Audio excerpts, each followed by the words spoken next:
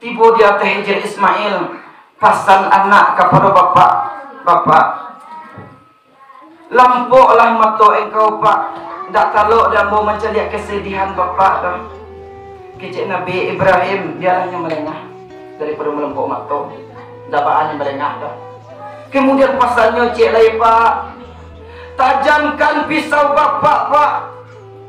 Ambo dak taluk menanggung sakitnya mati kau dah pak, tajamkan pisau engkau pak.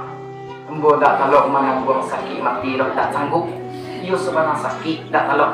Teman konya tekah tu ditajaman pisau dek Nabi Ibrahim alaihissalam. Pas ketika Nabi Ibrahim menggoroh anaknya sambil memincang menutup mata, ayah mata keluar. Kata Nabi Ibrahim, Bismillah, Allahu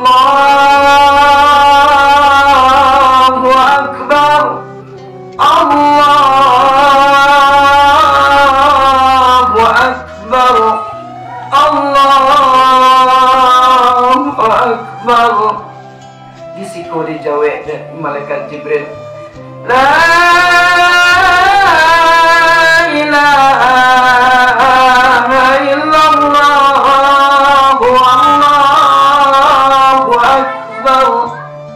Langsung disambung dari Nabi Ismail anaknya tadi, Allahu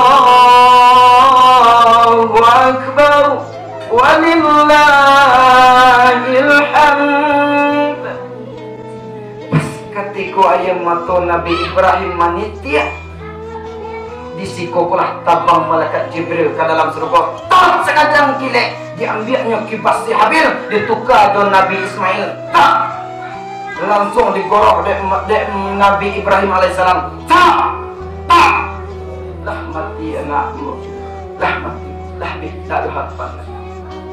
Rupanya pas dia jadi baganti yo kambing. Bila batu takut lah.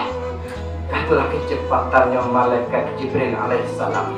Dan asal usul daripada takbiran adalah di Zulhijjah. Tapi baat kok lebih meriah Idul Fitri daripada Idul Adha. Idul Fitri kau menumpang kemuliaan kepada bulan Ramadan. Bulan Ramadan kau nyodek mulia, Idul Fitri lah tak bawa mulia. Karena bila kadang kau sebenarnya kau talintung leka naik, tersinggung leka turun. Ambo meminta maaf sebanyak-banyaknya kepada kita. Dia yang mampu kau ha? Dia lagi mana?